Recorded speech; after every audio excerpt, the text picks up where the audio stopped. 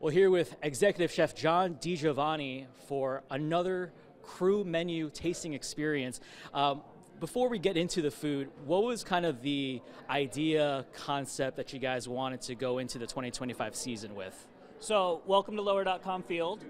Thank you for having me. You know, the one thing as far as that I think you'll both agree with me that and no VAR is going to be required is the level of variety that we've brought to the different concession stands this season. Well, the crew has participated in a variety of competitions last year, so it kind of makes sense to go along with that theme. Some great new tastes. Can you take us through some of the new things that fans can experience this year? Yeah, so we'll start off with the dill pickle tater tots. These are going to be found over in Crew Grill in section 105. They are our tots. They have a dill pickle seasoning and then with fresh dill with a side of ranch.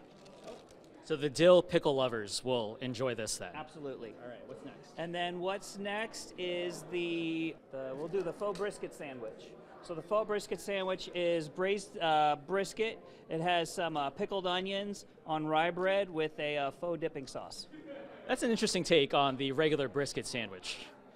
Yeah. What brought that idea? It just, it's we didn't want to do just a regular kind of like a French dip, and what kind of different, unique international flavors can we make it that's going to make it unique in our own?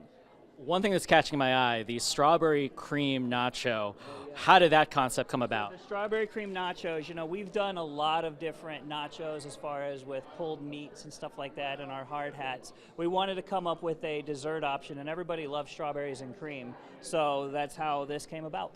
Take us into the planning for a menu, for trying to figure out options for fans of all different, types, whether how much you're spending, like, $20 or you're trying to spend a couple hundred maybe if you're in the suites. Take us into how you decide what goes into a menu. So, the creative process is, all year long throughout the season. It doesn't start when the season starts or stops. We heavily involve our crew to my team members to put together different ideas. We'll try those out for like staff meals and the like, and then those items will ultimately, get refined a little further and then turn into the dishes that we have out here today. Some intense decision making, I hear. I mean, did it take a couple rounds to figure out what's going to make the final cut? Were there some really good ideas that didn't make the cut? No, there were so many great ideas, and there's actually some of them where it would actually, like 2 or 3 items where it's like we like this particular ingredient with this, and then it just kind of Frankensteined into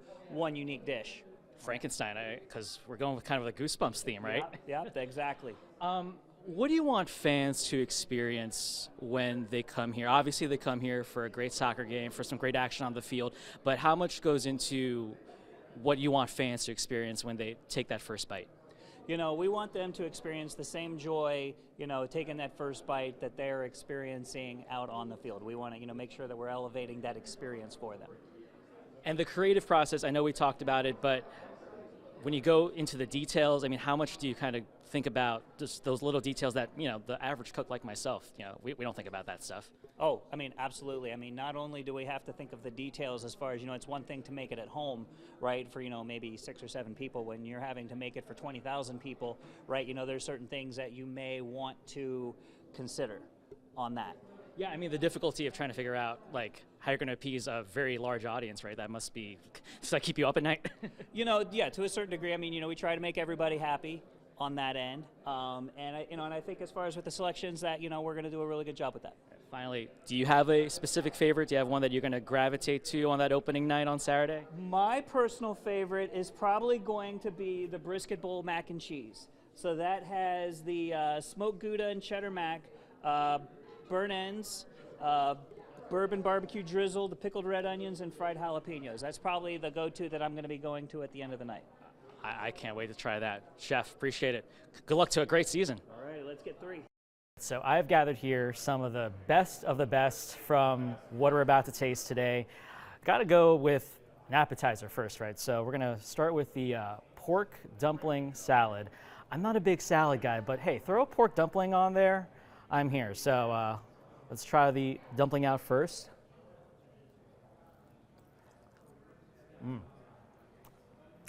That just takes you to another land. It's not spicy. but there's definitely some pepper action going in there. Now, if you try to get a bite of, I believe, some cabbage and some cucumber in there.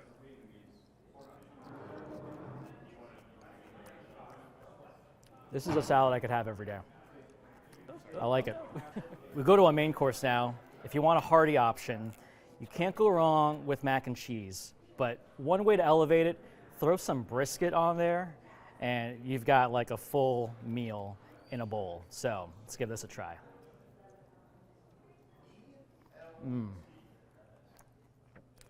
That is classic comfort food. I'll take one more bite.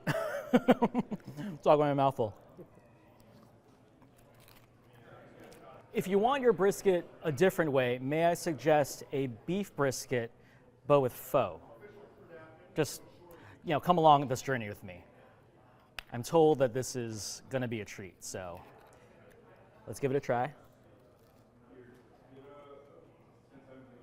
Oh, there's a sweet pickle action going on there. Served on a crispy rye. I think the trick here, though, you got to dip it in the pho, right? So let's try that out.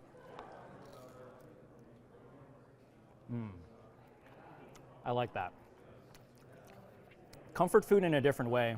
And with the temperatures supposed to be like freezing on Saturday, this pho gonna hit the spot.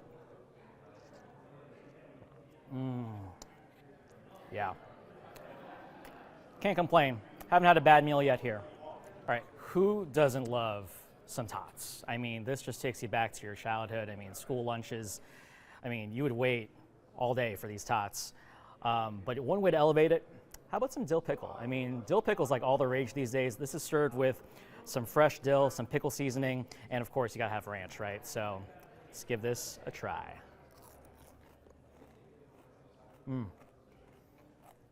Dill pickle lovers, this is for you. And honestly, I'm not the biggest pickle person, but I can down these anytime. Great halftime snack.